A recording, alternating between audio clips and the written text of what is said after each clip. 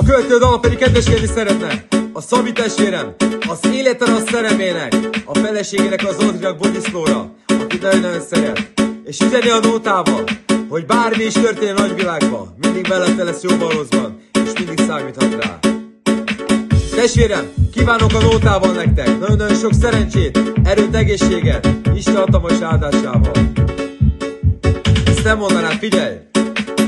Megyek éppen, gyere, ne kínos, bocsáss meg, amit tettem, és nem mondod, szerelmünknek végleg vége lehet, atyát egyesed szerelmem.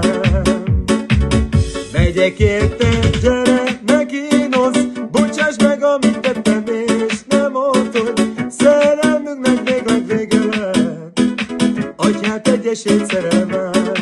A Szabi testvére mondaná, figyelj!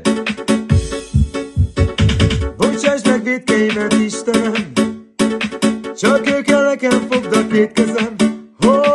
Megtettem, tudom, amit nem lehet, rájöttem, mit ér az életem. Az éjszakában csak őt keresem, minden percen kínos ötrelem.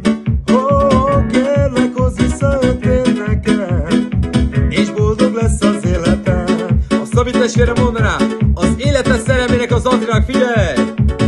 Megyek érte, gyere, ne kínos, bocsáss meg, amit tettem, és nem mondod, szerelmünknek végleg vége lehet, atyát egyesét szerelmem. Megyek érte, gyere, ne kínos, bocsáss meg, amit tettem, és nem mondod, szerelmünknek végleg vége lehet, atyát egyesét szerelmem. Szabi testvére mondaná, ez igazság, figyelj! Bocsáss meg vétkeimet, Istenem, csak ő kell nekem, fogd a két kezem. Megtettem, tudom, amit nem lehet, rájöttem, mit ér az életem. Az éjszakában csak őt keresem, minden percen kínos ötelem.